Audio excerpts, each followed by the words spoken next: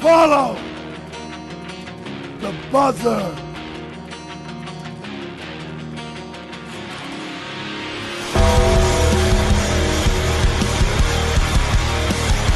Rest in peace. Woo!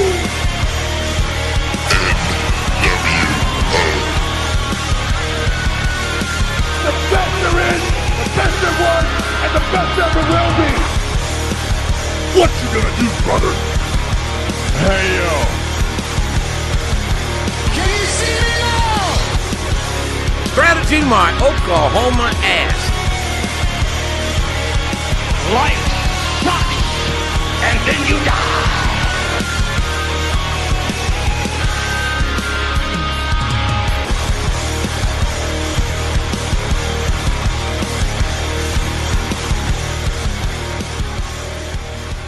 Welcome everyone to another episode of the JM Report. I'm your host, GoodOlJM, coming to you from CSB Studios in Tampa, Florida, the birthplace of pro wrestling. And it is Royal Rumble weekend, not to mention, and of course, not to leave out NXT TakeOver Phoenix tomorrow night on the WWE Network. And I wonder if takeovers were ever offered on pay-per-view before the networks came out. I don't remember. The network's only about 4 years old now, give or take, maybe 5. That just came to my eye. I don't think so. I'm leaning towards no, but just one of those questions you need to answer before, that it drives you nuts all day. I'm like, my God, what was the answer? Sure, I could look it up, but that just came to mind as soon as I hit the record button here. But again, it is Royal Rumble weekend. We had the go-home shows for RAW and SmackDown, which I'll cover here in a bit. And a lot of interesting stories developing towards the end of this week. And I'll also get into that as well, some details. And I guess a rundown of the Royal Rumble itself, along with NXT TakeOver. And I will give my 2 cents worth of opinions and predictions of who will walk out as champions, who will walk out as the winners in their respective matches, and see what lies ahead for each of them. So let's get right into it. Raw this week, go-home show for the Royal Rumble. And it started off with, I thought, was a very amazing tribute to Dr. Martin Luther King Jr., as it was Dr. Martin Luther King Jr. Day this past Monday. And as always, I think since, if not the very beginning, but towards the beginning of Raw, every time they had a Raw show land on MLK Day, they would have a video package, a tribute, if you will, for Dr. King. And I thought this one was just as amazingly put together as previous ones. This might have been the longest one they've done, but it definitely fit into what I believe what they were trying to do is modernize some of his legendary speeches, besides the I Have a Dream speech, but other speeches and gatherings that he attended, to also point out what's going on in today's world, unfortunately, for the bad, and some of it, or a lot of it more, for the good, to be honest. And again, the production and the editing, great job, guys, over at WWE, and keep them coming. This definitely would have made, at least, if not Dr. King himself, but the family of Dr. King very proud, and knowing that WWE is still keeping the dream alive. So here's hoping to many more excellent video packages and tributes from WWE, not all necessarily from a former or current WWE superstar, but also acknowledging others that have impacted the world for the better in past years, past decades, even past centuries, and is still being recognized today, basically keeping them immortalized for future generations. So the show opens up with Brock Lesnar and Paul Heyman coming down, talking about their match with Finn Balor at the Royal Rumble for the Universal Championship. And then we have Vince McMahon step out, basically bringing up his version of David and Goliath. Heyman never wanted to miss an opportunity. He says he never read the Bible.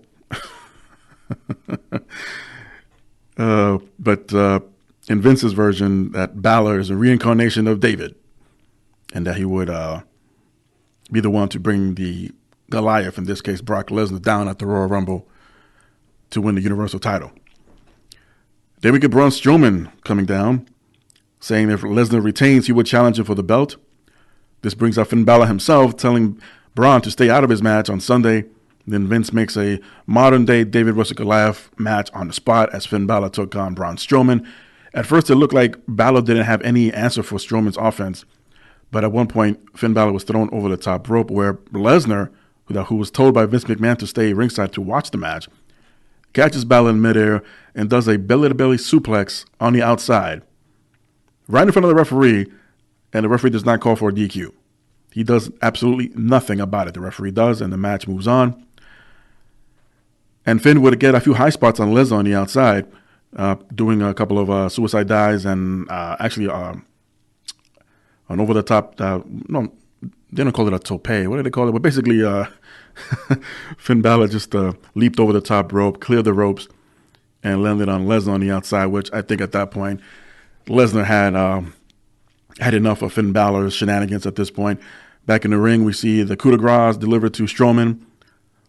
Balor was about to go for the pin until we see Lesnar into the ring, interfering, causing the DQ finally, hitting the F5 on Finn Balor, and just walking away as if nothing happened. But we will see this match at the Royal Rumble, and I'll have more details about that later on in my rundown/predictions. Lio Rush and Bobby Lashley come out to celebrate Lashley's win for the Intercontinental Championship as he poses with the belt around his waist. By the way, who the hell taught Lio Rush how to place or strap a championship belt around anyone's waist or anyone else's waist? Because not once but twice that Rush placed the championship belt around Bobby Lashley's waist, but it was never centered. It was like off to Lashley's left a little bit. And it sounds like a nitpick, but, you know, he's worn championship belts, Lio Rush has. I'm sure he knows what the center is when you wear it around the belt. And I'm not talking about a Tootsie Pop here. We're talking about the Intercontinental Championship belt being placed or wrapped around someone's waist, and the front plate should be facing front, center. But that's just me. So the celebration goes on as Lashley literally poses, showing the double bicep, the most musculars, all that jazz on this. At first I thought it was a spinning platform. It was not. It wasn't Bobby Roode's spinning platform on loan here, but Lashley was just standing on this circular platform in the middle of the ring, and the spotlight was on him. And again, posing around, Lio Rush running down the Amazing, or whatever the hell they call Lashley nowadays, after he was called the Destroyer down in Impact. So this brings out Apollo Crews and challenges Lashley to a match. Instead, we get a pose down between the two, and I mean, let's face it, Lashley would have won hands down if this was a legit pose down, but because he's the heel, he can't get that reaction. So Apollo was winning the crowd over. This made Lashley mad and tackles, not spears, but tackles Apollo Crews off the platform.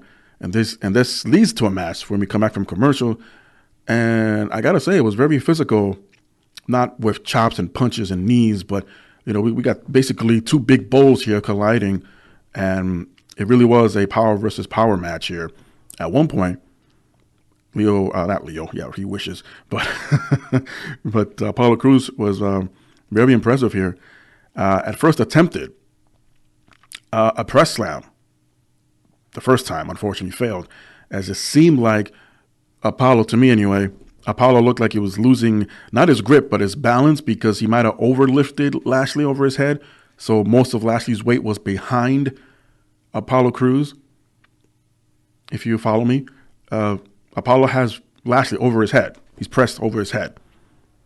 And I guess the scales, if you will, had Lashley tipping over behind Crews. And as much as he tried, and it looked like he did, Crews did, to hold not only Lashley in place, but Lashley held high. And in the process, looked like his back gave way. And he drops Lashley, and Apollo he collapses, I should say, off to the side. And the referee checks on him, gave some sort of "I'm okay" signal. And to his credit, Crews tried it yet again, only this time he delivered it the way he was supposed to. but unfortunately it looked like it cost him some more pain in his lower back. There was no reports out of this as far as I could tell, but it might have been just a simple muscle spasm and maybe a pull. So hopefully Cruz will be all right, as he's expected to participate in the Royal Rumble this Sunday. But in the match itself, right after this press slam, the second time Lio Rush jumps on the apron, a much easier attempt from Cruz where he press slams Lio Rush over his head, but only to have Lashley spear Cruz and get the 3 count for the win. I hope they follow up on this feud if this is going to be a feud. It's not often that we get an actual feud. I'm sorry, an actual non-feud match go on Raw. It's been a long time since we really had one of those. It's always been adding more and more story to the angles ongoing, and you have everyone interact with each other, and I always thought that kind of gave or was taking too much away from the pay-per-view match itself. If it's meant to be that big of a deal, these guys shouldn't be interacting too much on the shows leading up to it, and in this case being Raw. They can have altercations. They can have,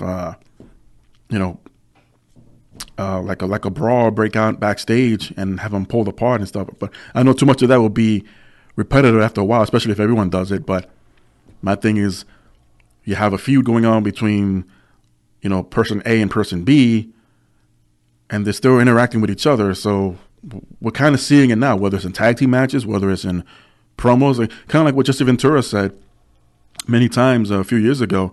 It just never made sense to have these guys face off in the ring, or even if it was backstage. Why are the face and the heel in the same place at the same time?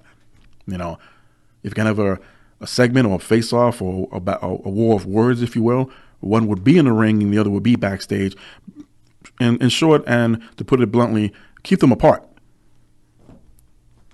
But again, they just need to keep the relevant storylines active. And trust me, not all of them are that relevant. And at some point, people just, I guess I should follow my own advice and just go with the flow and just let it be. So after this, Lashley and Apollo Crews, Bobby Lashley was celebrating in the ring. All of a sudden, we hear Seth Rollins' music hit as he was getting prepared for his match against Drew McIntyre. So my question here is Seth Rollins still going after the Intercontinental title? Is that his obsession now? These two will cross paths at the bottom of the rampway. Kind of, Rollins looking at Lashley. They're looking at the championship. This whole time, Lio Rush is laughing his ass off. So, again, is Rollins still not done chasing after the Intercontinental title?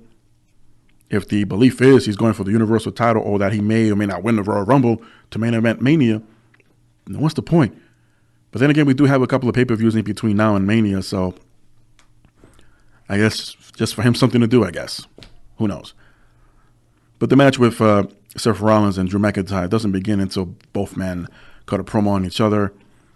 And his passion, Seth Rollins, that is, his passion for pro wrestling. And then McIntyre comes out and cuts a promo on how he will win the Royal Rumble. And honestly, these two had a great match. Again, no real surprise here. But Seth would win with a roll-up, get the 3 count, and that was the end of that segment.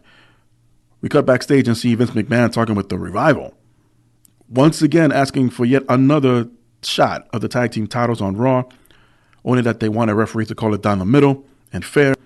And out of nowhere comes, literally out of nowhere, well, behind the camera, off to the side, whatever, but I meant out of nowhere, of all people, Kurt Hawkins just walks in and says to Vince, make him referee. The Revival tells Vince to make Hawkins the referee for the match. And a nice little jab here from, I think it was Vince who said it. Yeah, of course, this guy, he's used to seeing 3 counts all the time. You have to win a match on Raw in the past who knows how many years now. I think that T-shirt specifying that needs to be updated.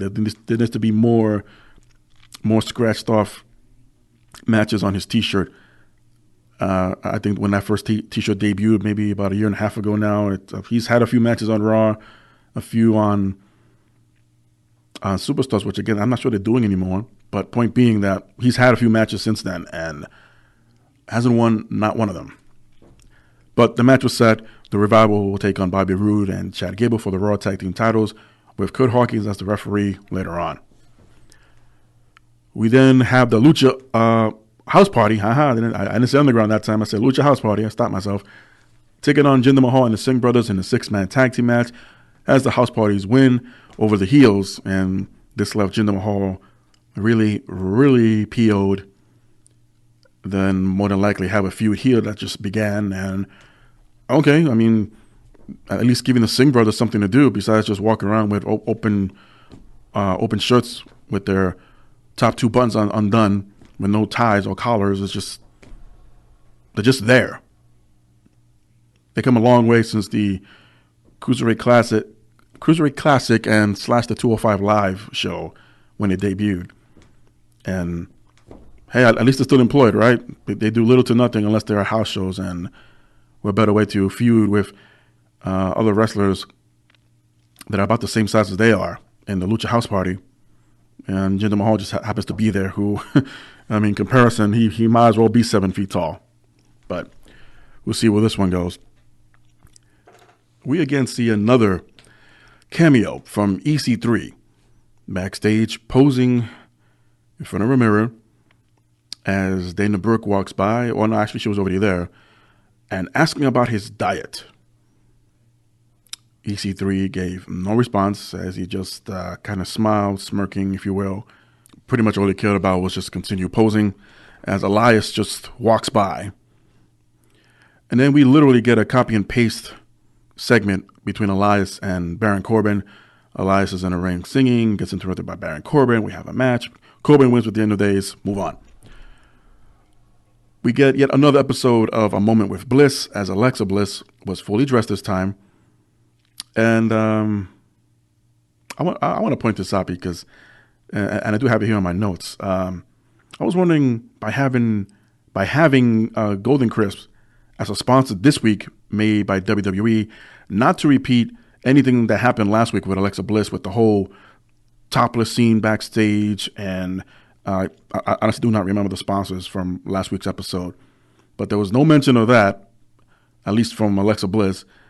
And no mention of if she ever even drank her coffee in that bedazzled, sparkling coffee mug that she supposedly was being given to by the stagehand. And, you know, it kind of makes you wonder, you know, it all depends on the sponsors of the week. But then again, there's a good chance that Golden Chris might have seen last week's episode and still went with it anyway. I mean, who knows? They've just been really careful when it comes to sponsors, especially if you're Snickers or the Mars Company, to maybe threaten to basically walk away from sponsoring WWE if they don't make certain changes. Of course, it wasn't as it's not in the same boat. Hell, it's not even in the same argument. But a couple of years ago, when they changed the name of the Women's Battle Royal at WrestleMania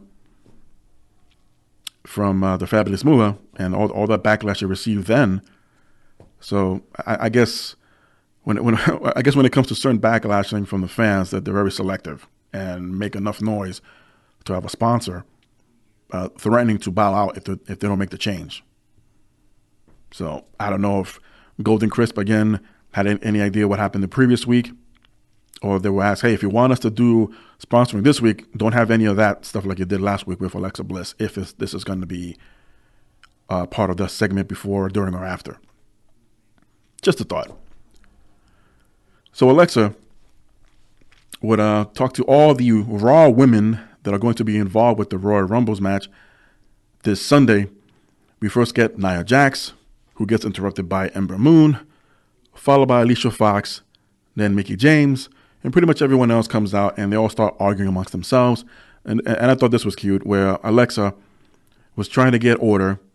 She's screaming into a microphone, and she had to stand on her high chair to do so. So everyone looks up to Alexa, literally, and Alexa will go on to say that there isn't going to be any fighting here. This is her show. This is her time, this and that. No one listened, so a brawl breaks out. Alexa had to come down from a high chair, and the brawl was started on the stage, somehow got to the backstage area in a gorilla position where mysteriously everyone was gone. No producers or cameraman, no Tyson Kidd. Everyone was gone. And I guess they just continue brawling into the night because we never seen or heard from this again. But we cut back to Alexa Bliss and says something to the effect of like, "Oh, that was unexpected." Like, no, yeah, it was exactly expected. You're gonna have all these women, most of which are rivals, heels and faces, on stage in front of a Raw audience before the Royal Rumble, and everyone knows what is at stake here. Keeping the kayfabe, there's gonna be at least one person that's gonna spark a firecracker, and everything's gonna explode into just, well, I guess the ending of a Michael Bay movie, and just have fires and explosions and this and that, in this case being a brawl between all the women representing Raw at the Rumble. But not before Alexa had a moment to shine here and announced that herself, Alexa Bliss herself, will be part of this year's Women's Royal Rumble. Apparently she's been cleared medically to return to the ring after suffering a severe concussion for the past few months. And should be interesting, more so of where she will appear in the Rumble, meaning what number she will draw, or behind the scenes talk, what number she's given to appear. And would not surprise me of the end result there of the Women's Royal Rumble match, but I'll say that for later as we continue on with Raw here from this past Monday night. So after Alexa Bliss's little announcement, out comes Lacey Evans, who surprisingly was not part of the brawl, and cuts a promo on Bliss, making it seem as if Alexa is the babyface here and Evans is the heel. So it was a little strange up until Alexa made that return announcement or comeback announcement. She was the heel. Yeah, it's obvious that the fans are supportive and are behind Alexa Bliss, similar to Becky Lynch, who's supposed to be a heel, but she's treated as a face. Same thing here. But Evans, who's yet to officially, I guess, pick a brand to hang a huge hat on, comes out as a heel and seemingly, again, made Alexa look like the babyface here. So who knows? And I'm hoping or assuming after the Royal Rumble, all of these NXT call-ups recently will permanently choose either Raw or SmackDown to stay permanently, and maybe get a feud between Alexa and Lacey. Who knows? I mean, both are incredible athletes and tremendous wrestlers in the ring, so time will tell. We get the Raw in-ring debut of Heavy Machinery taking on yet another NXT alumni tag team in the Ascension. And I'm not sure if Connor was injured in this match or right before the match. He was wearing a very heavy elbow pad, but it was covering more of his bicep rather than his elbow, because he stood on the apron for like 99% of the match. He did come in and took a double team spot, took a bump, and that was it. So I don't know if Connor was the one just to stay out and let Victor do all the work. Not sure, as Heavy Machinery will get the win via pinfall, and they look great here. Heavy Machinery did. The audience really took to them, and I think personally, I think their stay would be on SmackDown, but with the possibility of the Bludgeon Brothers returning and all the chaos right now in the tag team division, because there isn't much really going on SmackDown side and the tag team division goes. I mean, look who the Bar is defending the tag team titles at the Royal Rumble, for crying out loud. So I think Heavy Machinery will benefit more on SmackDown, but we'll see. Again, there's a lot of waiting around. Every week I say that, I realize, but it's just, it's a build-up, and build-ups need to be stretched out for as long as possible until the payoff, and either you like it or you don't. In my case, most of the time, I don't. So we get the match for the Raw Tag Team titles as Bobby Roode and Chad Gable take on the Revival with special referee Kurt Hawkins. And a very good match, but Hawkins gets the 3 count for the champions to retain. And the Revival, of course, were very upset at this. Hawkins would then point to the Titantron, showing off all the shenanigans that the Revival attempted during the match, whether it's pull of tights or holding down the legs underneath the bottom rope to get a pinfall, cheap victory here, as Hawkins will catch each and every single time. And been a while since we had a instant replay, if you will, but didn't really matter because it was after the match. Had this been football or something like that during the match and there's still time on the clock, you can make the changes, but wouldn't matter because Revival was dead in the water, so to speak. So even with all this evidence, there was no way Hawkins was going to have the match continue or reverse any decision because they got caught, plain and simple. So the Revival, getting more upset at this, they beat down on Kurt Hawkins, only to have Zack Ryder come down and make the save, and it seems as if maybe the Major Brothers are back together. Maybe. Kind of, sort of. Have them do something, as these two have been employed with the WWE for so long now. Similar to how JTG was for so many years before he was eventually let go. But that was a good 4 or 5 years maybe. And they'd done nothing with the guy. They made changes into his character, his ring attire, the breakup from Shad Gable. Wow. Shad Gaspard. Oh my goodness, I can't remember his name. Shad from Crime Time. And hell, even both guys had changes in their attire, their personalities a little bit in their characters, and neither one went anywhere. Maybe had and this is just me guessing, taking a shot in the dark here. Had JTG hung around a little while longer, and maybe if he was asked to, I think it was under 220 pounds. My point being, he could have joined 205 Live. I mean, maybe not way under 205, but give the impression that he is until he eventually cuts down the weight. But something for the guy to do. It's just really unfortunate. You make a debut on NXT, you make an impact, you become popular enough, you get called up, and like once you're there, that's it. Either you make it or you don't, and there's no going back. Unless there's a very rare occasion like a Tyler Breeze, and you're able to quote unquote go home to where you started and still have your career continue, but not make as much as an impact as you did there as you would now, being in the position on the main roster. Ronda cuts a promo on Sasha Banks as Ronda walks out to the ring, and followed by Natalya, as both would take on Sasha Banks and Bayley here in the main event for Raw. At the end, Natalya goes for a powerbomb, but somehow, while Sasha counters and tries to land on her feet, Sasha's, I witnessed the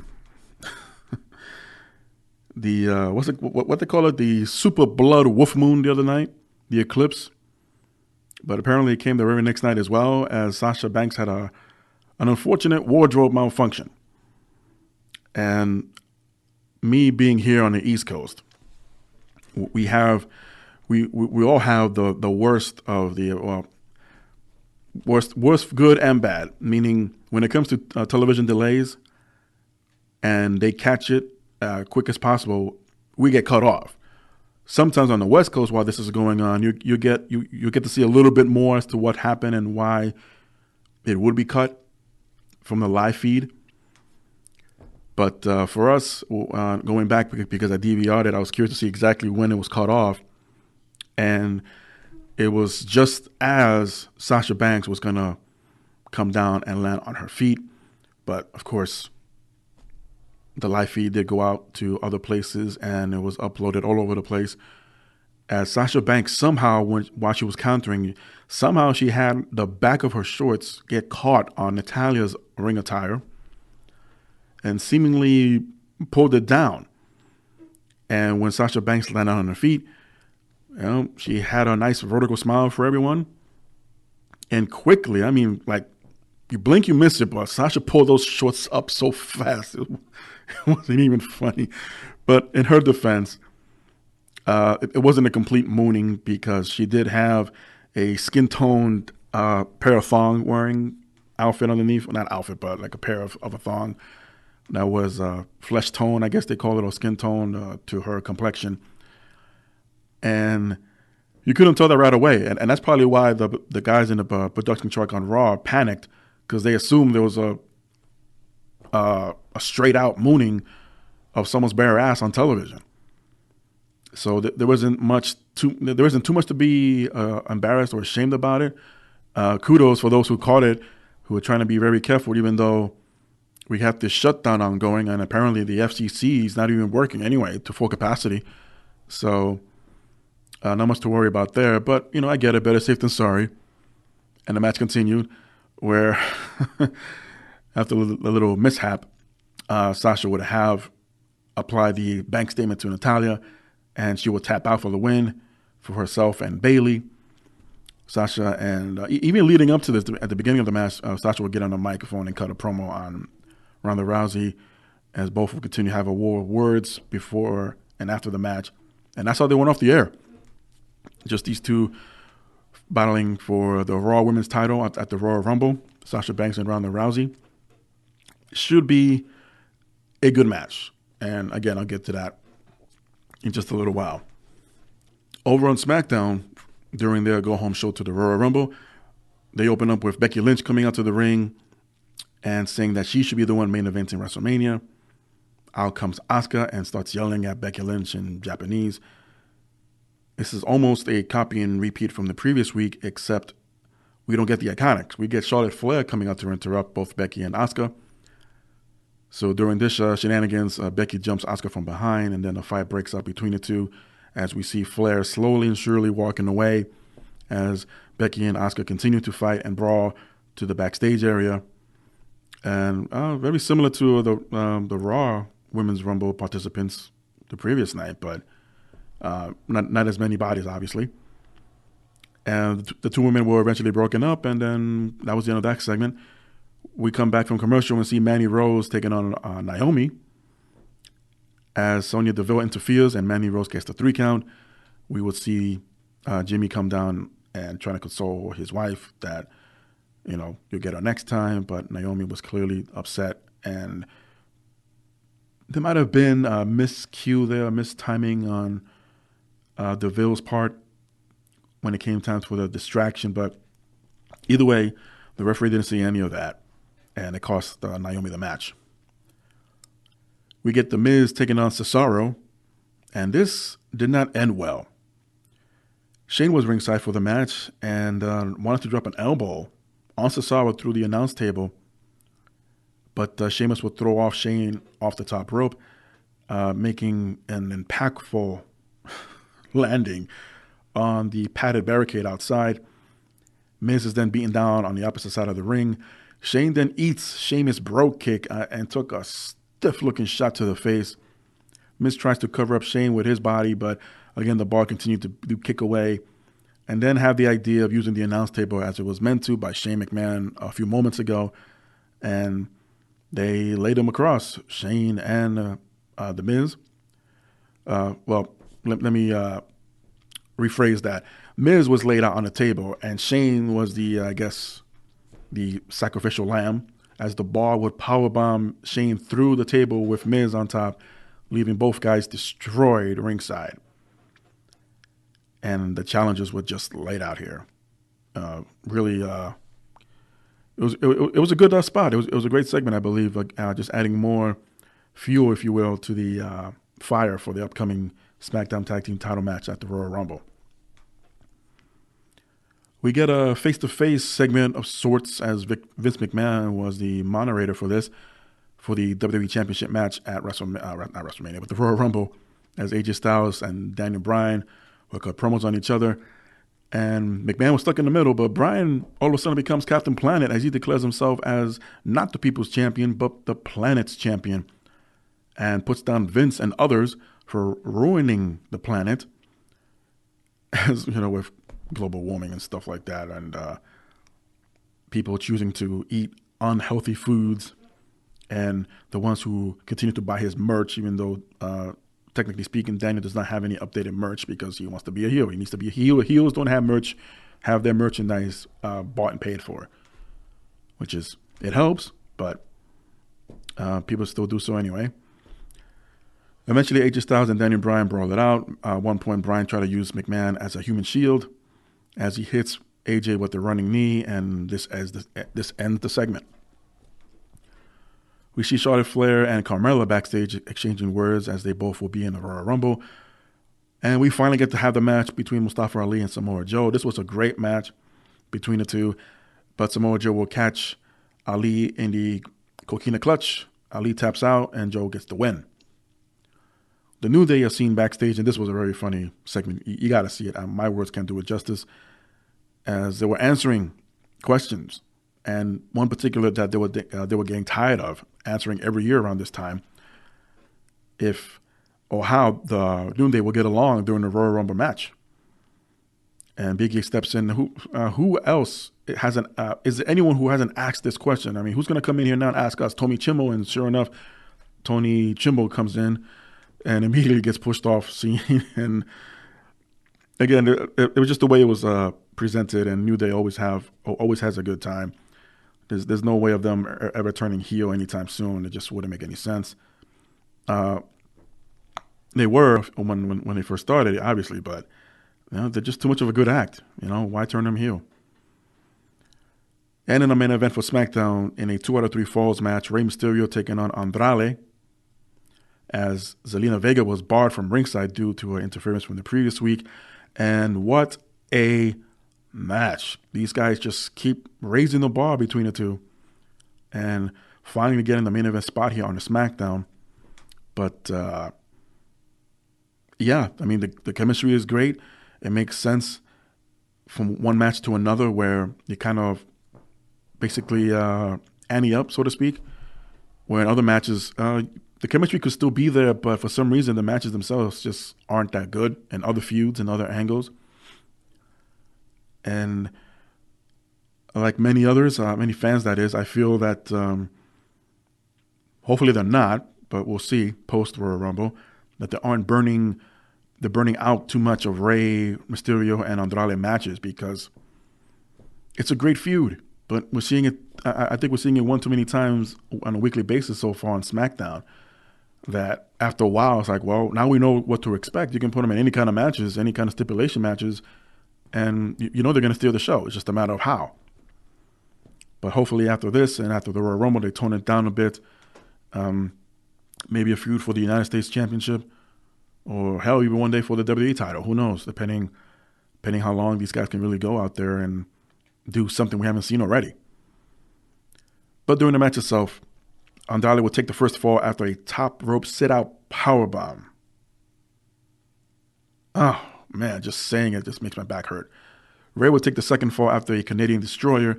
And during the third fall, however, or unfortunately, we don't get a winner, even though technically Rey should have won by disqualification and be declared the winner of the match, as Samoa Joe will come back out to the ring and attack both Rey first and then Andrade.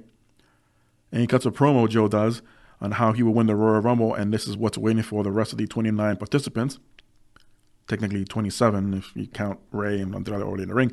But another man who will be making his appearance at the Royal Rumble, who we haven't seen on TV for a while, is Randy Orton, as he snuck in from behind and delivered an RKO on Samoa Joe.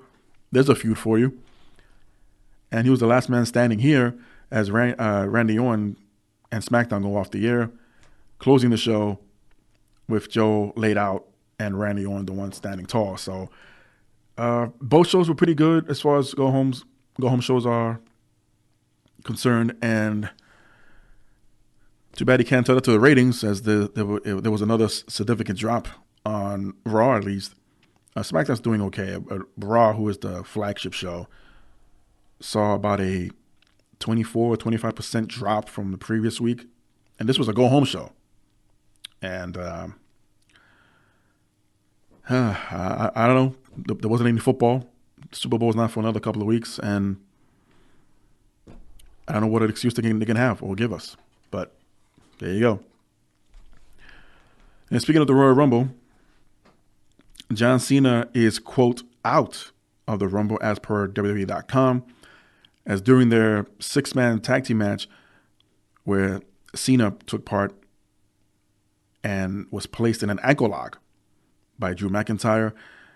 And apparently Cena sustained a severe injury and was not able to put any weight on the ankle, even though in this, quote, exclusive footage shown after Raw went off the air not last week, but 2 weeks ago, Cena was hopping around, limping, and then at one point started walking around fine But not until he got out of the ring and started heading towards the rampway up the stage, he started limping again. So I smell a little fishy here, or whatever the phrase was. I smell some bullshit.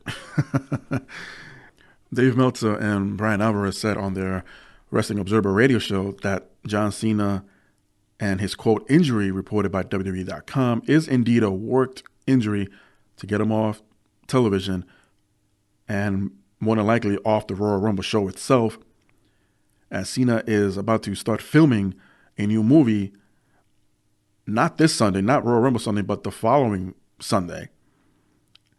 And this was a way to get the company to handle the situation and have Cena not appear from 2 weeks ago on, and probably not make a comeback until WrestleMania time. Now, there is still a possibility of Cena still appearing, unless they're doing some kind of pre-production or needing to be on location before actual filming takes place for this movie that he's being a part of, Cena. And maybe still a chance he could be a part of the Rumble. I mean, who knows?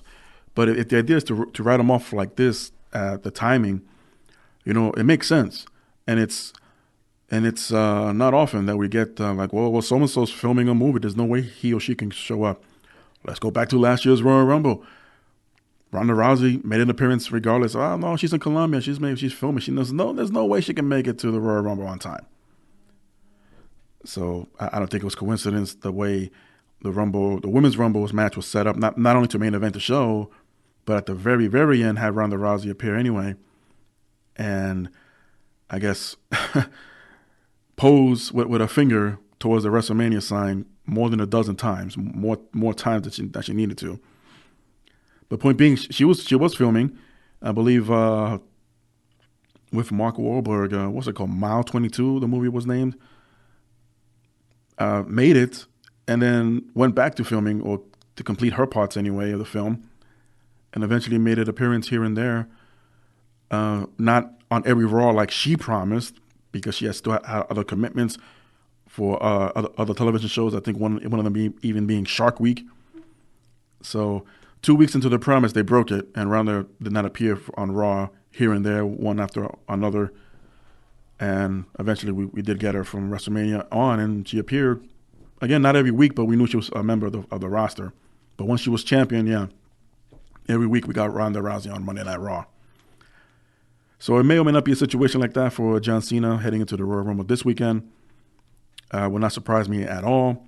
But what they could do, even Meltzer pointed this out, and I thought about, like, well, let's see what Meltzer had to say about it, as currently unconfirmed. But Meltzer's impression was the original idea was to have the debuting Lars Sullivan attack John Cena at the Royal Rumble, or before the Rumble, thus removing him from the match. But with Sullivan not debuting yet, this was the option for WWE to go with. So either way, it looks like Cena was going to be written out of TV and out of the Rumble, according to Dave Meltzer.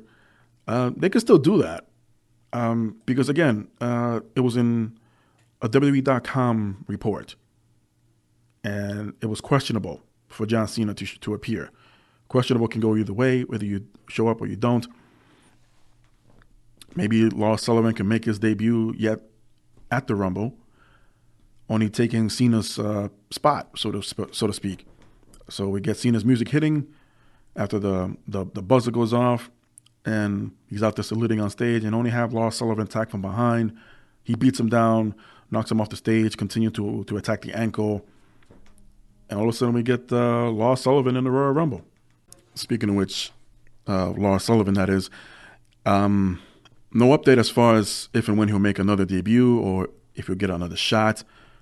If there is going to be one, the Royal Rumble would make sense, even if he doesn't win, or kind of do what the late, great George Adam Steele did for WrestleMania 4. He was introduced for the Battle Royal, but he was never in the match. He was just wandering around ringside and literally poking at heels And the ones that were not so smart enough to give attention to George, he would literally pull them out of the ring over the top rope. One being, I think the only one Steele would eventually pull out, the only one being the late, great Jim the Anvil Neidhart. Until eventually the referee said, enough of that, you need to leave. And George was never in the Battle Royal. Not that there will work here exactly with Lars Sullivan just basically walking around the ring as if it was a moat and the ring was the castle. But just like really make an impact or a statement, if you will, making sure that there aren't any other giants in the Royal Rumble match at this point in time, but come in, lay everyone out, and then leave, and the match will continue anyway. Similar to one of SmackDown's go-home shows to a Royal Rumble many years ago, where the Big Show made his return, and he just laid out everyone that was brawling. I say the entire SmackDown roster at the time was out there in the aisleway, outside the ring, inside the ring, and Big Show just came on and started punching people out, started chokeslamming others, and he was the last man standing. So Lars can do something like that this Sunday. And again, not really participate in the Rumble match itself, just make a statement and leave, and we'll see him the next night on Raw or next night on SmackDown, because Cena was the free agent here and he jumps back and forth. So that's just me fantasying, booking, or being a little bit creative there, assuming that Vince and the rest of creative have any kind of faith left in Lars Sullivan. But again, no stories, no updated stories from that front as far as what's next for Sullivan moving forward. Akam of the Authors of Pain has suffered a leg injury and will be sidelined for the next few months, and it's unlikely that Rezar will be used on WWE TV without his teammate, so he could be put in the same position as Tyler Breeze as he's been in the past few months, unless someone has a legit smart head on their shoulders and have Rezar make a couple of appearances on NXT TV for a while until Akam feels healthy enough to return. This all comes from Dave Meltzer, by the way. And yeah, we've all wondered, what the hell is the Authors of Pain? They lose the titles and then once again vanished into the mysterious backstage curtain of the gorilla position, never to be seen again, including Dave Maverick. Ugh. Rockstar Spud. Oh, man. These injuries, I swear, obviously they're not intentional, but it's amazing and frustrating how it affects not only the one that got injured, but everyone else involved with you, in this case, in a tag team and or a manager. And if you go, everyone else goes. And it just really sucks. A fan responding to Matt Hardy asking him about a retirement clarification and an update on his spinal health, Matt Hardy will respond, "No, I am not retired, and I am not going to be retiring anytime soon. I worked my ass off to rehabilitate and have physically been greenlit. My body is in the best shape it's been in many years, and I'm the lightest I've been in 20 years. So not only Matt Hardy has gotten back in great physical shape, but also has lost weight along the way. And it didn't sound like he was saying this in his broken Matt Hardy character. So this is the man, Matt Hardy, responding to this. And yeah, we can expect to see Matt Hardy return anytime soon. Maybe be a surprise entrance in the Royal Rumble, as that would be great timing. As it certainly appears as if Matt Hardy will be bouncing back into his physical issues, and will likely be returned to action sooner than later. And again, Royal Rumble will be the best time for that, or hold off a little bit more, maybe another pay-per-view such as Elimination Chamber or Fastlane. And if you haven't heard by now, this wasn't sure if I wanted to share this, but I know it made me happy when I found out and I started watching. But the WWE Network has finally added episodes of WWF/WWE Superstars from 1992. But so far from April of 92 to December of 92. And for those wondering, and I completely forgot about this. But apparently there was a legal dispute with the name Superstars of Wrestling as another promoter out in the Midwest, I believe. Forgot his name, but he had been using that name for a long time, way before WWF ever did. And he had it trademarked. And WWF at the time started using it for one of the weekend shows. The other one being Wrestling Challenge. So me forgetting about this part of the whole story, the whole history, I was always under the impression that Vince, not liking the word wrestling, would go out of his way even to censor previous existing television shows such as Superstars of Wrestling and Wrestling Challenge, and blur out the names on the banners, or just come up with a new graph of the Superstars logo and cover the original Superstars of Wrestling logo, which I'm sure was not easy doing to thousands of shows. But that was not the case. And similar to the WWF initials being used by another company, they had to wait off to see if it was safe and clear to at least get the ones that don't have the episodes that don't have the name Superstars of Wrestling on it to appear on the network as anything dating prior to April of '92. All of those episodes, unfortunately, do have Superstars of Wrestling all over the place. So if they ever shown footage, or like, for example, during a Hall of Fame speech or an induction, they would use footage from that era, from the late 80s, early 90s, Superstars of Wrestling and Wrestling Challenge. And you will see these blurred images in the background. And legally, WWE cannot show it in the public forum, unfortunately. But getting back to WWF initials for a while, it's my understanding that they had to reach out to the World Wildlife Fund and say, hey, we want to use the original footage where it shows the WWF logo, our scratch logo, or where we say World Wrestling Federation, or even say WWF, anything that's in relations with Vince McMahon's company. And I believe there was some kind of out-of-court settlement or some kind of agreement. And the World Wildlife Fund said, okay, as long as it stays on your network, that'll be the only place that you can show the original footage. But it wouldn't surprise me if the untold story here, after the agreement, that the current WWF is asking for, a little bit of that purse, because it's being shown, and they have about 2 million subscribers. Last I checked, the WWE Network does, and they're getting a piece of a pie. Will not surprise me. I don't know if that for sure. I'm just spitballing here.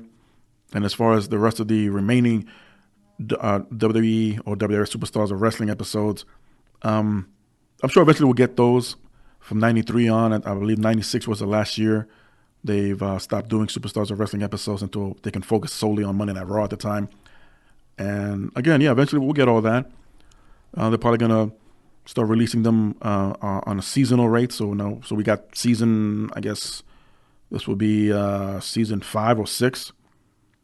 And we get the remaining ones later on. The previous ones, unfortunately, is floating around somewhere. And probably won't get to see them anytime soon. So, sure, they're on YouTube, but usually they're cut up. And if there are entire episodes, they're really not the best. They're not even standard definition. They're worse than that. Less than 180. But still, I'm up to, I think, episode 5 now. I've seen Nail's debut. I've seen Papa Shango's curse on the Ultimate Warrior. The feud that was supposed to start between the Ultimate Warrior and Sid Justice, but then that was literally nixed from one week to another. And we had Papa Shango step in. And the returning of Macho Man Randy Savage as the world champion after WrestleMania 8. So we'll give you an idea where this picks up from. And yeah, man, it brought back a lot of memories. It took me back to my childhood. It was great to see the original commentary of Vince McMahon and Mr. Perfect. And yeah, man, good times. Real good times. On Busted Open Radio, Tommy Dreamer talked about All Elite Wrestling. He had some thoughtful insights on the new promotion. First off, as far as what's next for AEW, Tommy Dreamer says, I think they have an amazing roster. I think their second show will be as good as their first. I like what they're doing now. If I was them, I would want to do 2 to 3 all-in types event pay-per-views, and then towards the end of the year, announce that they will have television and go from there. and he did admit that it's very difficult. On how businesses will work together, Tommy Dreamer says the business is wide open right now. It's wide open for talent to shine. The biggest thing that hurt Ring of Honor was all their stars leaving, but it opened the door for more wrestlers to go there. If All Elite Wrestling has an amazing roster, then they will need other people to fill in the card. They announced 2 women. If you're on the independent roster that isn't signed with any of them, you will need to go to AEW, that is. But the beauty of All In was that everyone was working together. If you sever those relationships, then where are you going to get talent from? You must hope you don't have the egos, because that's what killed the beauty of the AWA and NWA super shows that we had. And yeah, there was a time, and a huge chunk of history is shown in the, what's it called? The Spectacular Triumph of the AWA. But basically, it was the AWA documentary released by the WWE a few years ago. And it's also included in the WCCW documentary as well, where they tried to basically compete with Vince in the late 80s by combining promotions and have basically interpromotional matches, have their world champions meet against each other. One of the Super Clash shows had, I think it was Super Clash 3, Jerry the King Lawler, who was the AWA World's Champion, took on Kerry Von Erich, who was the WCCW World's Champion, in a title-for-title match. Lawler would win, but it was because of the referee's stoppage of Kerry Von Erich bleeding profusely after Lawler, I believe, used a pair of brass knuckles to bust him wide open and unifying the AWA and WCCW championships at the time. But even in the DVD itself, I remember saying that, well, we could have had, or should have had more events like this, but too many darn egos got in the way. A lot of them were really hurt after the fact, and it came down to, I believe, Vern Gagne, who didn't want to see all of his guys, or some of his guys, not lose to certain WCCW talent, and vice versa. So it is very difficult, and I agree with everything Tommy Dreamer had to say here about All Elite Wrestling. I don't think he's having a business relationship with them as far as House of Hardcore goes. I mean, it's possible. He mentioned it himself. It's wide open for somewhere for the talents to go. And yeah, great possibilities here. A lot of potential dream matches here, at least on the independent circuit side of things. So yeah, can't wait to see some, if not all, of this unfold eventually, especially by the time we get to Double or Nothing. Ever thought of seeing The Undertaker posing in front of a Impact Wrestling banner in Las Vegas? Well, it happened.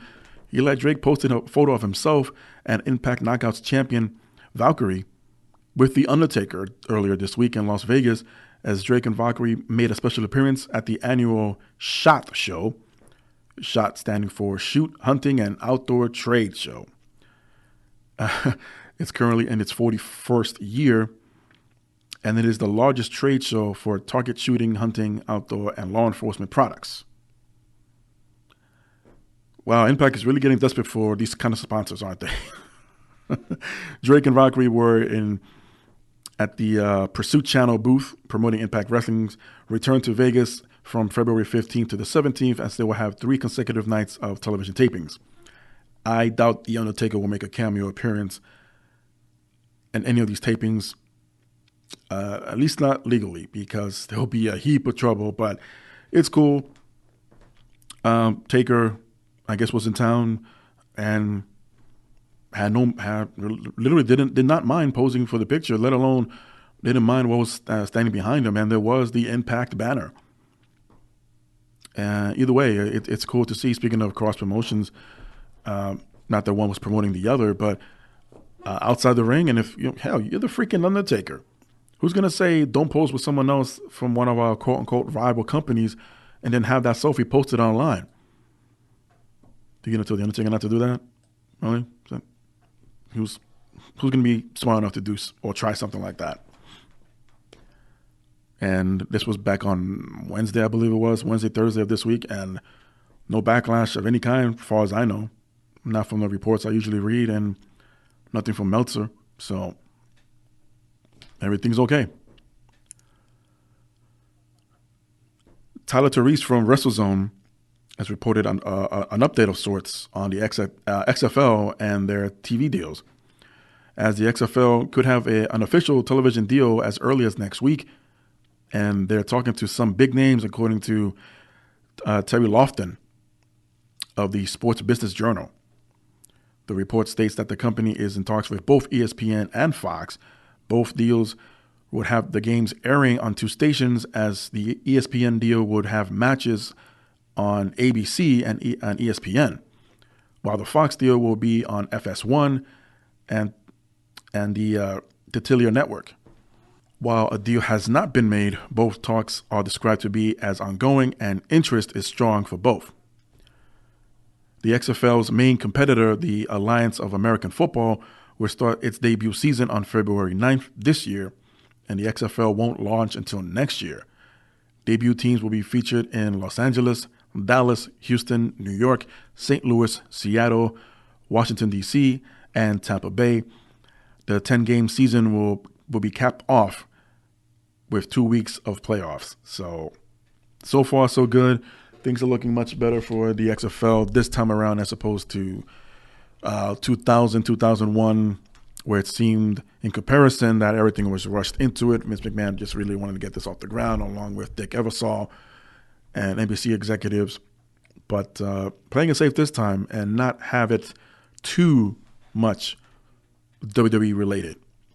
It always needed to be its separate entity. And again, speaking on WWE documentaries, if you ever go back and watch the McMahon version of his documentary, and I say that loosely because they left a lot of stuff out, but when it came time to speaking about the XFL, I think Vince, along with his family and others like Joey Styles, opened up a little bit more and were a lot honest, brutally, but a lot honest, and saying, what the hell did The Rock have to do appearing on a debut game of an XFL football match? And it's all over the top with the cheerleaders and the fake rivalry between Ventura and who was that coach? Oh my goodness, it escapes my name. But yeah, it was literally, the games themselves were legit, but everything else looked like it came out of WWE Creative at the time, and it was just ridiculous. But it is what it is. So let's get into some Royal Rumble news before I cover its rundown and get into other stories here. But for the past 48 hours, I dare say the past 72 hours, the topic was Ronda Rousey. According to Meltzer, it's being reported that there's a good chance that Ronda Rousey will be finished with the WWE after WrestleMania takes place.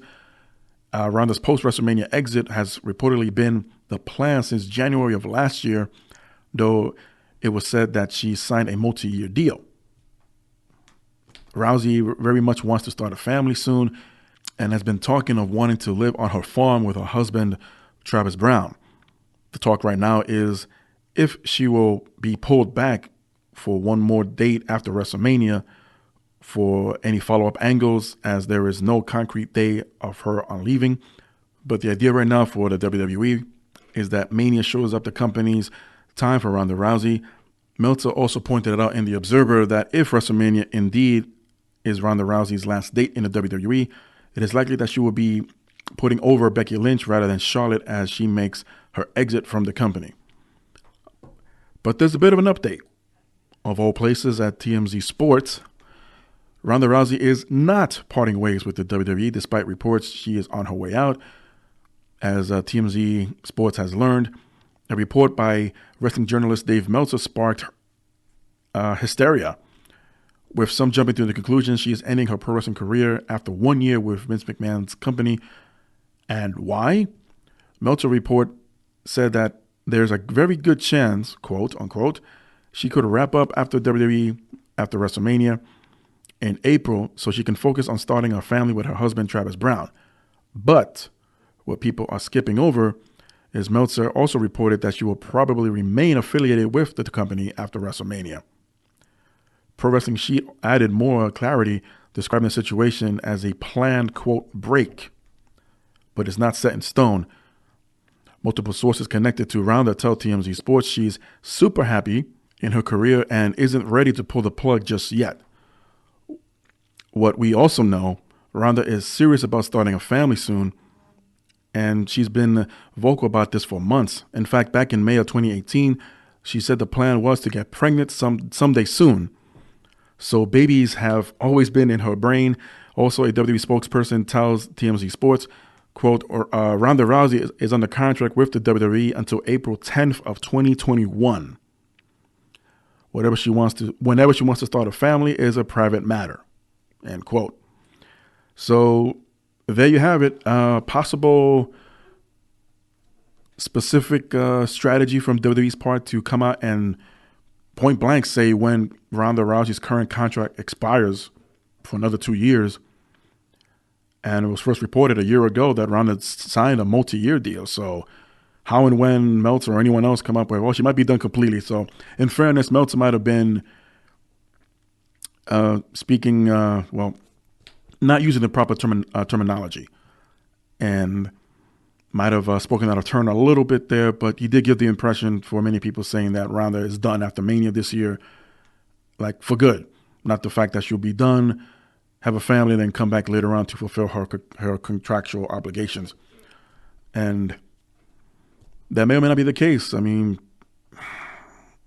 if you're a young woman like Ronda Rousey is, and has been thinking about having children shortly after getting married, or having both thoughts at the same time, I'm going to get married and how long before we have kids? But wait, I still got my career and this to go on.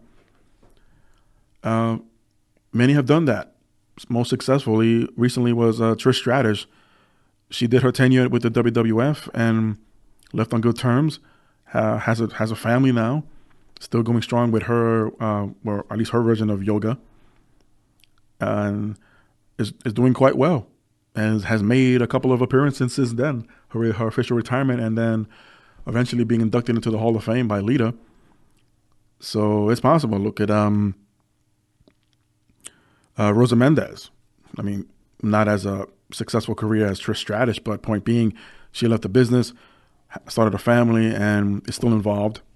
You know, Candice Michelle, in a sense, and there are a few other names that are escaping me right now, but there are examples where they leave the company on good terms, because do you want to have a family or start a family in your 40s or 50s, assuming that you're healthy enough physically? I mean, one bad bump and that's it. I mean, I don't want to be a Debbie Downer here, but, you know, even the most slightest or common injury can prevent a woman from, you know, getting pregnant at all. You know, and being in a few relationships myself and pointing out to my exes at the time, hey, I'm a wrestling fan. And then we start talking about women's wrestling. And she would have concerns of taking big bumps. And I go, oh, that's something I wouldn't do. I mean, I appreciate what they're doing, but, you know, one bad bump and that's it. And it's kind of scary to think about, but I hope things work out for Ronda. And if this is the plan, this is the case. I mean, we won't know until after WrestleMania. But yeah, good luck with that, Ronda. And you know, and I sincerely mean that. I hope things work out for you, and that you have a few little young ass kickers to come up, whether it's in MMA or in WWE, in a couple of decades, and pick up where you left off, kicking more ass. In other news, Jake Hager, is getting ready to debut on Bellator this weekend, specifically Bellator 214 this Saturday, matter of fact, at 9 p.m. on the Paramount Network. As the former world heavyweight champion appears to be in the best shape of his life, and during a social media tour this week, the former Swagger revealed that everyone from Vince McMahon to Roman Reigns to Rey Mysterio and beyond have given him advice. Regarding Vince, he stated that Vince simply told him to don't lose. He's scheduled to take on J.W. Kaiser, who is 0-1 in MMA, this weekend on Bellator 214 on the Paramount Network, which unfortunately I do not have, but I would see if I can have a buddy of mine stream it for me somewhere somehow and, do something. I'm just curious to see how Jack Swagger is going to perform on his debut match in MMA. A big loss from Impact Wrestling, talent-wise, as Sunjun Dutt and Abyss have left the company, according to a report from PW Insider, as both men are expected to sign with WWE. Abyss is best known for his hardcore performance in the company and did have an opportunity a few years ago to sign with the WWE, but out of loyalty decided to stay with Impact, as plans were at the time, according to Meltzer, that had Abyss debuted much sooner with the company, he would have been immediately jumped into an angle with The Undertaker, which would have been very interesting, but unfortunately, we may not get it this time around. And Sunjun also, again, as mentioned, is expected to join the WWE, as there have been not rumors, I guess if there's something else close to describing a rumor, but there have been reports that both men will first appear at NXT to basically shake things up again down at that brand, as a lot of call-ups are expected between now and WrestleMania, and they're going to be light on talent. So as far as Abyss goes, more than likely he'll end his pro wrestling career with the WWE. And I say, congratulations are in order for the big man. He was, I believe, inducted into their Hall of Fame last year, and well-deserved. Out of loyalty, definitely well-deserved. And, he's been there, done that as far as Impact Wrestling goes, TNA, Global Force, whatever you want to call it. Time to move on. That we all reached that point, especially when it comes to pro wrestling. You have to move on for something different, try something new elsewhere. New Japan Pro Wrestling has issued a statement in regards to their talent coming into the United States, unfortunately, as it does relate to the ongoing government shutdown, which I believe is up to day 33, 34. I lost count, but whatever. So New Japan issued the following statement announcing that they were unable to obtain working visas for Japanese talent due to the ongoing government shutdown in the United States. In regarding to a new beginning in the United States, New Japan Pro Wrestling statement goes, "It is with great disappointment that we must announce that due to the ongoing 2018-19 United States federal government shutdown, we were unable to obtain visas for our Japanese talent who were looking forward to seeing our U.S. fans at the new beginning in the USA. We were excited to still be able to share a great lineup with our U.S. fans, regardless of visa issues. The IWGP United States champion Juice Robinson is defending his title against Beretta and against the Great Okaran, who is flying in from England, will be debuting in New Japan. What's more, this show will highlight the talent and potential of our young lions who have been working hard in the New Japan Pro Wrestling LA Dojo. We are looking forward to being able to celebrate the abilities and the exciting new generation of our New Japan Pro Wrestling wrestlers." So, again, I keep political stories, stuff, nonsense, what have you, off this show because most of the time it is how I just described it. But it just really sucks. It's unfortunate. It amazes me to a point how much this affects not only the citizens here in the United States, not only the 800,000 federal employees that aren't working at all and getting paid for it, but also from around the world. So imagine if you're traveling and you got your visas or your passport about to expire and you need to get back to the States, chances are you'd be shit out of luck. There's a good chance, and you'd probably be detained, or who knows what would happen. Then again, TSA is not working to full capacity, and neither are a lot of other federal agencies, aviations, if you will. So who knows what will really happen, but chances are you will not be allowed back into the country. or at the very least be detained, having already landed in the United States. But, if anyone ever seen the movie with Tom Hanks, The Terminal, yeah, something like that. So I hope it doesn't get any worse, but my thoughts are with all the families that are suffering from all this, especially the ones not getting paid to support their families and have to continue having a roof over their heads. It's just very, very unfortunate. One thing has nothing to do with the other. But moving on, and as promised all episode, the coverage or update of rundown of the NXT TakeOver and Royal Rumble this weekend. Quick side note from Dave Meltzer regarding the Royal Rumble, that the Wrestling Observer is reporting that the paid attendance numbers will be very low for the Royal Rumble. The Rumble is set up to sit about 43,000 people at the Chase Field, home to the Arizona Diamondbacks, and Meltzer has reported that the expectations are going to be 25,000 to 30,000 paid attendees, and the entire stadium is set up for seating apart from where the stage is set up, and according to Meltzer, some tarp or paper may be used to cover up all the empty blemishes.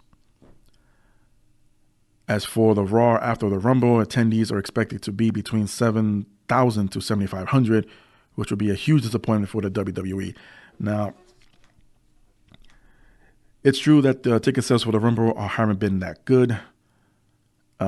There are some conflicting reports between Meltzer's 43,000. I'm sorry, between the 25,000 and the 30,000 paid attendees, as other reports have a much higher number at 35,000 to 40,000 paid at the Royal Rumble. But either way, between 30 to 40,000, that's still a lot of people. But for the size of a baseball stadium, averaging attendance or seating is anywhere between 50 to 60,000.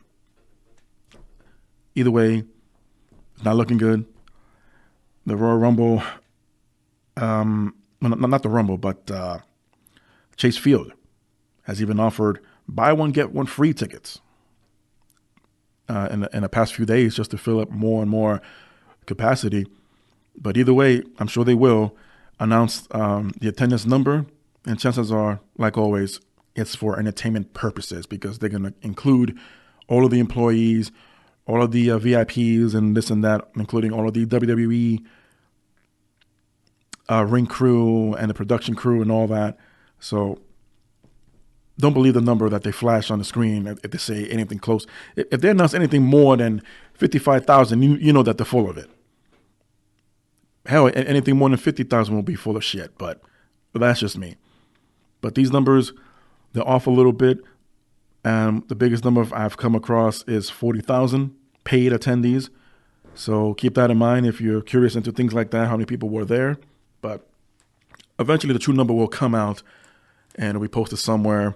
Maybe not necessarily Wikipedia would be the best resource, but they've come the closest when it comes to facts. And you can take that for what it's worth. But let's get into NXT TakeOver, as Tommaso Ciampa will defend the NXT Championship against Aleister Black. This has to be the most anticipated physical matches ever that NXT has had. And it's a real tough one. On paper, it's really tough to call. Ciampa's been a tremendous champion. Aleister Black, who's been there already, I don't know if he's been considered to be called up. But I would like to see Aleister Black win it here and have one more last run before he does and keep him around NXT until after Mania. I mean, he still has a lot potential great feuds to take part in NXT, but that's just me. I want to see Aleister Black regain the title here. Shayna Baszler will be defending her NXT Women's Championship against Bianca Belair. Both women have been kicking ass up to this point, and after losing Nikki Cross to the main roster, which I again would have hoped to have seen her with a title run at least once, but wherever she hangs her hat, hopefully Nikki Cross will go after that women's title. But here, Shayna Baszler is, I believe, undefeated as far as not ever getting pinned. And Bianca Belair, I believe, is not a perfect record, but at least on TV, and she's rarely have a loss, if ever. Not that will play into the decision, but since Ronda Rousey's leaving, supposedly, allegedly, maybe after Mania, we may not get that 4 horsewomen versus 4 horsewomen at all, if ever. Definitely not by Survivor Series at the end of this year. And if the idea is to kind of fill in the void, so to speak, you lose one MMA fighter, but we still have another one down in NXT to fill in the gap after Ronda leaves, supposedly, then that should be Shayna Baszler. And by that logic, she would have to drop the title to Bianca Belair. But this was another tough one for me to call. But I'll say Shayna retains here and give Bianca Belair maybe another rematch on NXT TV later on. But, not that Bianca doesn't deserve this, but I don't know. I just don't see them dropping the belt from Baszler to Blair anytime soon. Or Belair, I'm sorry. Moving on to the NXT Tag Team Championships as the Undisputed Era, Kyle O'Reilly and Roderick Strong take on the War Raiders, Hanson and Rowe. Now, for a long time, I don't know how I confused the War Raiders with Heavy Machinery when it came to the NXT call-ups, but I did somehow. But I think it's time for the Undisputed Era to finally drop those tag team titles. And even if the role were reversed as far as face and heels, War Raiders are definitely deserving of a tag team title run here.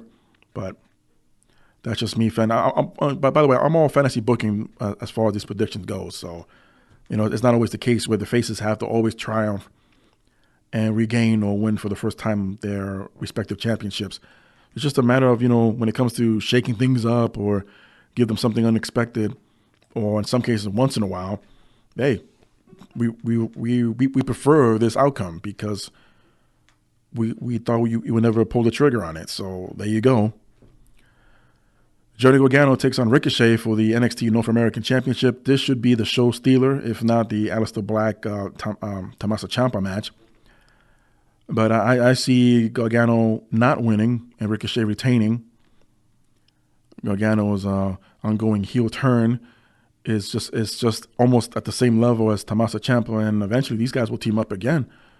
So by me saying neither one walking out as champion might reunite them as DIY, or maybe a different name, who knows, and go after the War Raiders for the NXT titles or NXT Tag Team titles.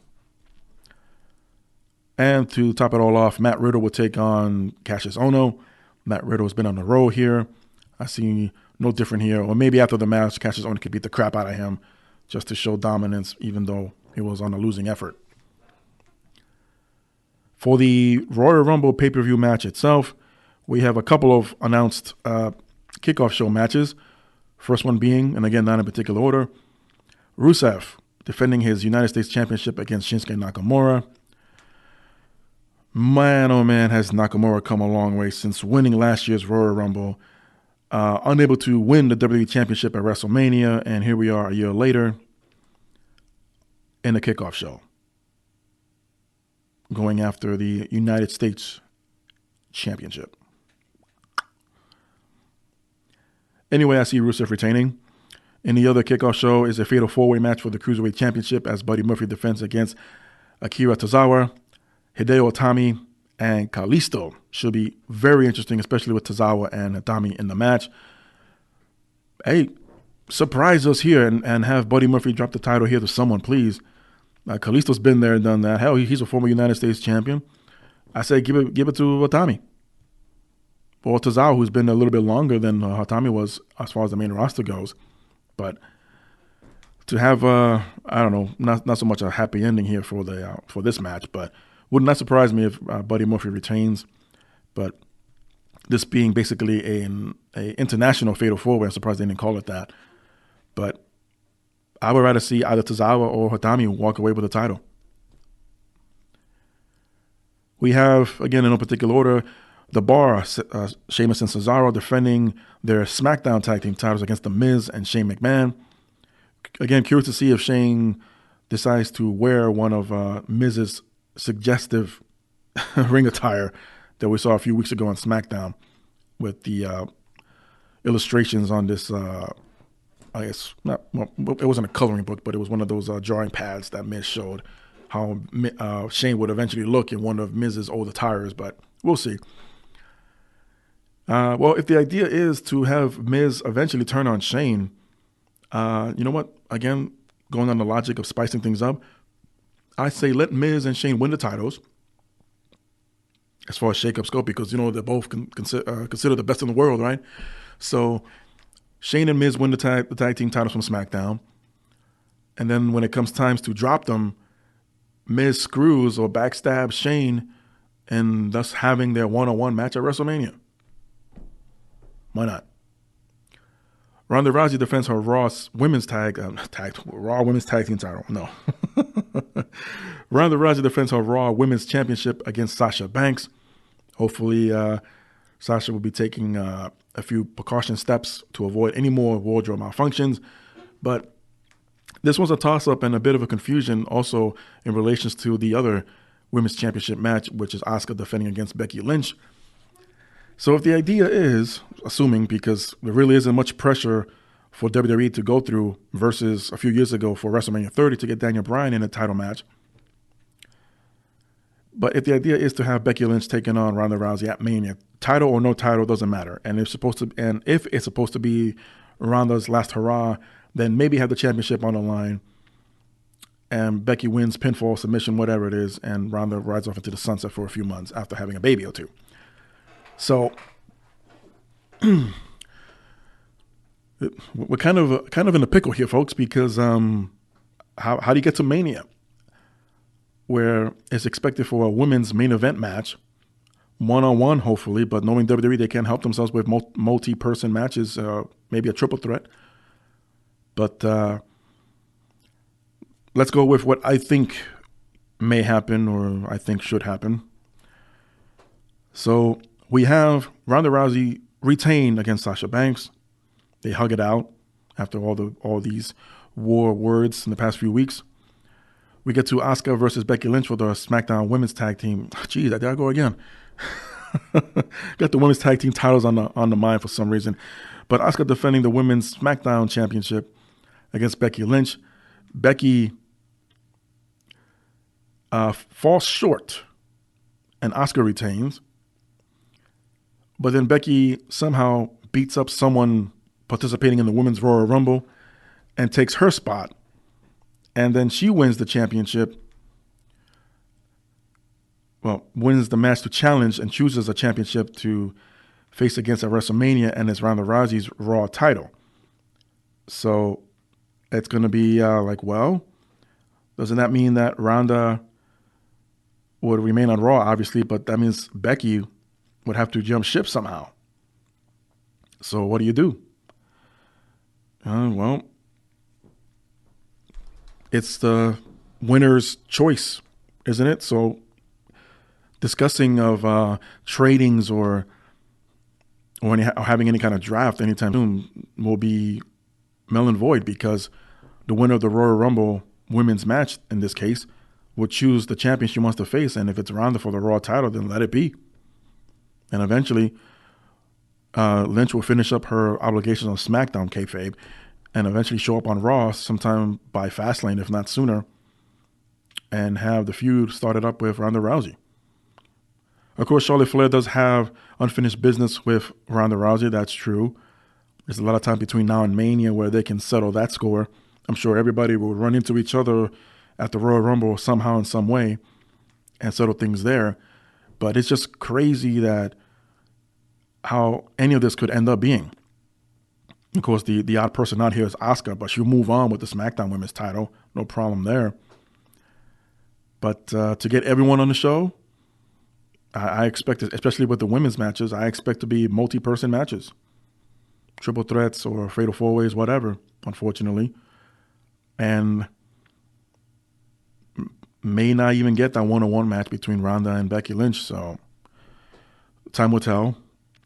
But either way, I see both women's champions retaining here. And we move on to the WWE Championship as Daniel Bryan defends against AJ Styles. A lot of personal build-up here. So this potentially could be the match of the night, as their previous matches have all been great, but I know they have a lot more in them. I know there's a lot more they can pull out of their bags of tricks and perform here, especially on the scale of something as the Royal Rumble leading into Mania. So if the rumors, I think they've been squashed already, but the rumors about AJ Styles leaving when his contract expires this year and head over to AEW, I really don't see it. I really don't. Once Styles officially ends, I'm sure he can have some kind of not a Legends deal, but similar to what Sting has. Well, I guess Sting does have a Legends deal as well, but basically a contract that he's still a WWE employee, not a talent, but is still able to float around like others have before, but just as long as it's not televised. But we're a really long ways away for AEW having house shows, non-televised, and have AJ Styles appear there, even if it's not in a wrestling capacity, but just making a special appearance kind of thing. I mean, Jericho was able to do that because for All In, for example, because even though he doesn't really have a contract with Vince McMahon at the time, but at least he was kind enough to give Vince a heads up, like, hey, this is what I'm doing, so, don't get mad or anything.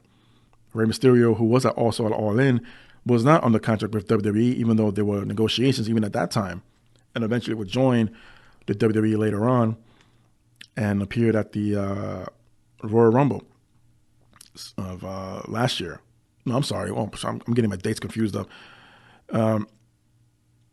All In was in September. Yeah, so Mysterio didn't show up to the WWE until late last year. My apologies. And will appear at this year's Royal Rumble. That's what I meant to say. But no, I don't see that happening. AJ Styles doing some kind of maneuver like that. But as far as the match itself, well, if they want to really kill that rumor entirely, then put the belt back on AJ. But Daniel Bryan has built up so much momentum as a heel and as champion, especially after declining to show up at Parts Unknown along with John Cena. I mean, there aren't too many great heels on SmackDown right now, other than Samoa Joe. But Daniel as champion and as a heel, I mean, wow. I say give it to AJ. Have them chase around the belt a little bit longer. Bryan, that is, chasing the belt. And one last time, have one last rematch, maybe at Elimination Chamber or maybe at Fastlane. Who knows? For the Universal Championship, Brock Lesnar defends against Finn Balor. As per Finn Balor on a ESPN interview, we will not expect the Demon to appear. But he's trolled us before, Finn Balor, that is. Either way, I see him bumping around really well for Brock Lesnar, similar to his matches with AJ Styles and Daniel Bryan in the past couple of years. So doesn't change the fact that Lesnar will more than likely retain here, as he will go on to WrestleMania to hopefully drop the title, and he'll be done with WWE, not for good, but for the time being, as he is expected to return to UFC anytime now. It's a matter of time that USADA will clear him from all the drug testing he's been under for the past, I'll say 6 months now. And just a matter of who he will face probably in March, as the expected time frame for the results of USADA, whether or not to release him or clear him, I should say, it's supposed to be at the end of this month. And there's a lot of mix-ups going on now at UFC as far as who is Lesnar's potential challenger or opponent will be, I should say. And it's going to be either Daniel Cormier for the heavyweight title, John Jones in a number one contender match. Who knows? Stipe Miocic, who knows? It's like things are really getting, not badly, not seriously, but it's just trying to make room for Lesnar. And Dana White has already stated that, yeah, Lesnar will be in the title picture as soon as he comes back. What did that mean exactly? Who knows? But either way, Daniel Cormier is expected to retire after his final title defense, win or lose, in March. So we shall see. And then we have the men's Royal Rumble and the women's Royal Rumble matches, respectively. Of course, they're going to be surprise entrances, probably from NXT and probably a legend or two. Who knows? If the belief is Rollins and Lesnar for the title at Mania, well, there's your winner there. Hopefully that's not the case. But I want to be surprised for once and have an unexpected winner, someone that no one thought of winning on either Rumble match, but are still popular enough. Asuka really was the only one that benefited winning the Royal Rumble match last year. Look where she is now. It took her a while. It didn't happen at Mania, but eventually it did, and she won the SmackDown's title. Geez, I did it again. The SmackDown Women's Championship. And now she's returning a year later to the Royal Rumble as champion, defending against a very praised and popular superstar in Becky Lynch. So when it comes to the Royal Rumbles, back in the day, it was so obvious whether it's, well, I'll take that back. The exception was the first ever pay-per-view Royal Rumble, that the winner being a Big John Studd. Everyone thought it's going to be Hulk Hogan. Oh, it's going to be the Macho Man. Of course, Hogan won it two years in a row. I think one time as champion, which didn't make any sense. Then, of course, there was Steve Austin winning it 3 times, not in a row, but it was expected. Then Shawn Michaels, I think the 95 one, nobody expected him to win, but, going from number 1, I believe he was, with the British Bulldog being number 2, and then he won it to get a title shot versus Diesel that year. So anything's possible, as they say, but for once, they can go with picking a unpredictable, unexpected winners for their respective Royal Rumble matches. But it's been talked about Lesnar versus Rollins. Of course, Becky Lynch versus Ronda. I would again going on the logical line of Becky not winning the title from Asuka and then beating someone up to take her spot in that Rumble match and win the Rumble herself. Maybe Charlotte could win it, and then that's where we get the triple threat from at Mania. So I like it when it's like this. We just can't see any logical outcome, maybe possible outcome, but this is why I always go for the underdogs and not always go for the most predictable or obvious choice. But even then, those choices can be changed. So we'll just wait around and see. But either way, I don't want to take away the fact that both NXT TakeOver and the Royal Rumble will be very enjoyable. We got about 8 hours combined between 2 shows. So I got to stock up on my nachos and my beverages for this weekend. Kick back and relax. But of course, I have to report all of the results of each match as soon as they're done on my social media accounts, which is all listed below, by the way, if you want to follow me on Facebook, Twitter, YouTube, of course, and Instagram. So with that said, hope everyone enjoys TakeOver and the Royal Rumble as they enjoy their shorter week this week. And as always, be safe and be good. And if you're being pulverized by these storms up in the Northeast, stay warm and keep each other safe and check on your elders and your pets. So until next time, good old JM, and everyone have a good one. Today, I found the strength to open my eyes, leave it all behind. So open your mind and realize that your beautiful world could take my life.